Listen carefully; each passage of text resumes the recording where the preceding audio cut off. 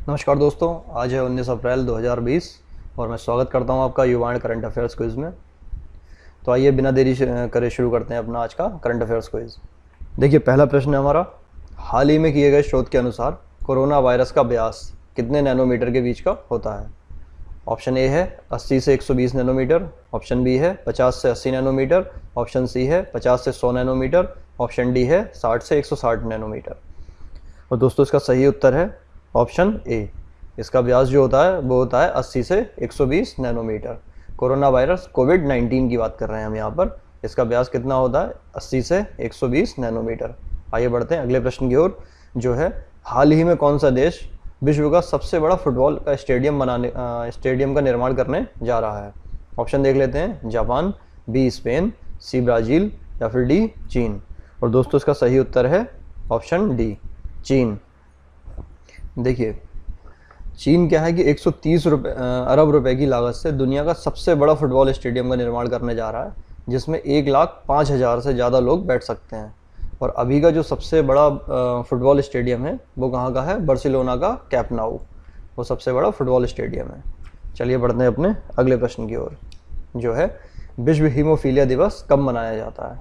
विश्व हीमोफीलिया दिवस कब मनाया जाता है? ऑप्शन देख लेते हैं, ए 15 अप्रैल, बी 16 अप्रैल, सी 17 अप्रैल, डी 18 अप्रैल।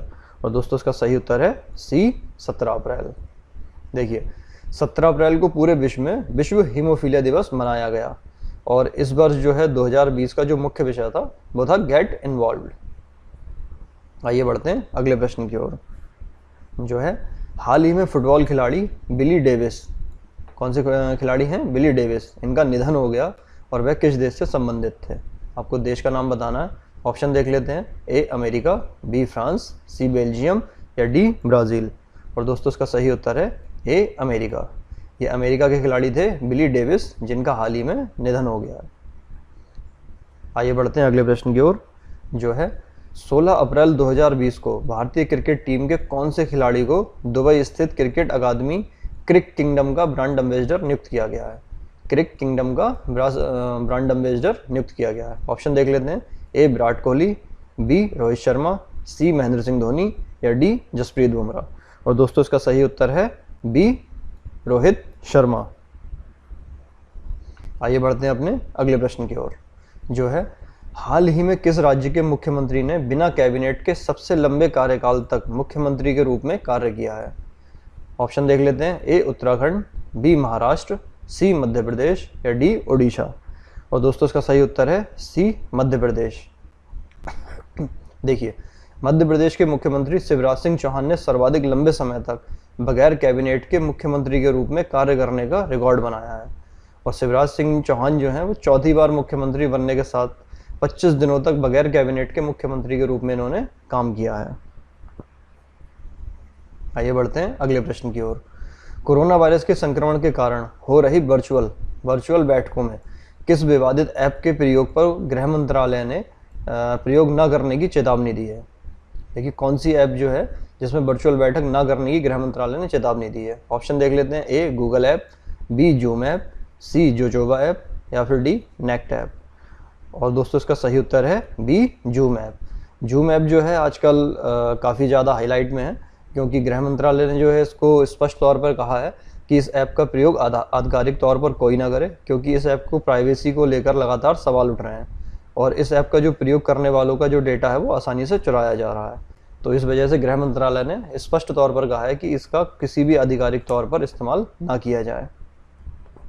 आइए बढ़ते हैं अगले प्रश्न की ओर, हाल ही में भारतीय रिजर्व बैंक ने रिवर्स रेपो रेट में कितने आधार अंक की कटौती की है। ऑप्शन देख लेते हैं, ए 0.25%, बी 0.15%, सी 0.5% या डी 0.75%। और दोस्तों, इसका सही उत्तर है ए 0.25%। देखिए, कोरोना वायरस के कारण अर्थव्यवस्था को गति देने के लिए भारतीय रिजर्व बैंक ने रिवर्स रेपो रेट 4% से घटाकर 3.75% कर दिया है, मतलब 0.25% की कमी कर दी है। आइए बढ़ते हैं अपने अगले प्रश्न की ओर, जो है हाल ही में भारतीय रिजर्व बैंक ने अगले वित्तीय वर्ष 2021-22 में भारत की आर्थिक विकास दर कितनी निर्धारित की है। ऑप्शन देख लेते हैं, ए है 6.5% या फिर बी 7.4%, या फिर सी 7.2% या फिर डी 6.9%। और दोस्तों इसका सही उत्तर है ऑप्शन बी 7.4%। आइए बढ़ते हैं अपने अगले प्रश्न की ओर, जो है हाल ही में भारतीय रिजर्व बैंक ने कोविड-19 से अर्थव्यवस्था की चुनौती के लिए कितने वित्तीय पैकेज की घोषणा की है। रिजर्व बैंक ने कोविड-19 से अर्थव्यवस्था की चुनौती के लिए कितने वित्तीय पैकेज की घोषणा की है। ऑप्शन देख लेते हैं। ऑप्शन है हमारे, ए है 25,000 करोड़, बी है 50,000 करोड़, या सी है 1 लाख करोड़, और डी है 75,000 करोड़। तो दोस्तों इसका सही उत्तर है बी 50,000 करोड़। देखते हैं कि कैसे कैसे किए इन्होंने। देखिए, कोविड-19 की चुनौतियों से लड़ने के लिए आरबीआई ने देश के 3 बड़े वित्तीय संस्थानों के लिए 50,000 करोड़ के पैकेज की घोषणा की है, जिसके तहत वो किस तरह से 25,000 करोड़ देंगे नाबार्ड के लिए, और 15,000 करोड़ सिडबी के लिए, और 10,000 करोड़ जो हैं वो हैं एनएचबी के लिए। आइए बढ़ते हैं अगले प्रश्न की ओर। हाल ही में संपन्न हुए दक्षिण कोरिया के राष्ट्रपति पद के चुनाव में निम्नलिखित में से किसने जीत दर्ज की है। ऑप्शन देख लेते हैं। ए चियान चिचेन, बी चियांग हावो, या फिर सी मून जे इन, या फिर डी बान हो। और दोस्तों इसका सही उत्तर है सी मून जे इन। देखिए, हाल ही में संपन्न हुए दक्षिण कोरिया के राष्ट्रपति पद के चुनाव में वर्तमान राष्ट्रपति मून जे इन ने दूसरी बार जीत दर्ज की है। मतलब जो अभी वर्तमान राष्ट्रपति थे मून जे इन, उन्होंने ही दूसरी बार भी जीत दर्ज की है। आइए बढ़ते हैं अगले प्रश्न की ओर। हाल ही में भारत सरकार ने किसानों की कृषि उपज को मंडियों तक पहुंचाने में मदद के लिए निम्नलिखित में से कौन सा ऐप लॉन्च किया है। आइए ऑप्शन देख लेते हैं। ए किसान कल्याण ऐप, बी किसान रथ ऐप, सी किसान मित्र ऐप, या फिर डी किसान साथी ऐप। और दोस्तों इसका सही उत्तर है बी किसान रथ ऐप। आइए बढ़ते हैं अगले प्रश्न की ओर। विश्व स्वास्थ्य संगठन WHO ने कोरोना वायरस को महामारी कब घोषित किया था। ऑप्शन देख लेते हैं। ए 11 मार्च 2020, बी 25 फरवरी 2020, सी 25 मार्च 2020, या डी 1 अप्रैल 2020। और दोस्तों इसका सही उत्तर है ए 11 मार्च 2020।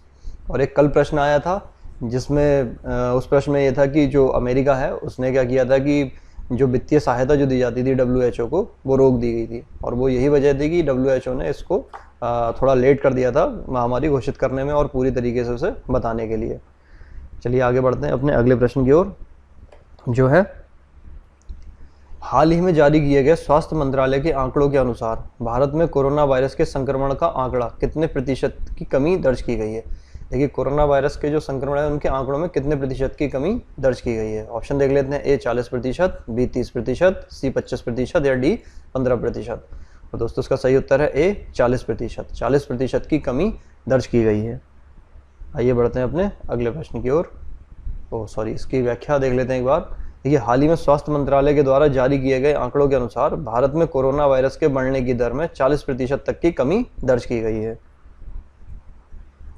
देखिए, आगे बढ़ते हैं अगले प्रश्न की ओर। हाल ही में महान फुटबॉल खिलाड़ी नॉर्मैन हंटर का कोरोना वायरस के कारण निधन हो गया। फुटबॉल खिलाड़ी कौन से हैं? Normann Hunter. और इनका कोरोना वायरस के कारण निधन हो गया। वह किस देश के खिलाड़ी थे? ऑप्शन देख लेते हैं। A Britain, B France, C Germany, D Italy. और दोस्तों इसका सही उत्तर है ए ब्रिटेन। ब्रिटेन के थे। खिलाड़ी का नाम क्या है? Normann Hunter. आइए बढ़ते हैं आज के प्रश्न की ओर, जो है नौकुचिया ताल झील किस राज्य में स्थित है। नौकुचिया ताल झील किस राज्य में स्थित है? और ऑप्शन देख लेते हैं। ए है हिमाचल प्रदेश, बी है उत्तराखंड, सी है बिहार, और डी है जम्मू कश्मीर। और दोस्तों इस प्रश्न का उत्तर जो है आपको कमेंट के माध्यम से देना है। और आज का जो क्विज़ है हमारा वो इसे यहीं समाप्त करते हैं। और थैंक्स फॉर वॉचिंग। अगर आपको ये क्विज़ जो हमारा पसंद आया है तो इसको लाइक कीजिए और कमेंट के माध्यम से अपने सुझाव दीजिए और अपने फ्रेंड्स के साथ इसको शेयर कीजिए। और अगर आपने हमारे चैनल पर आप नए आए हैं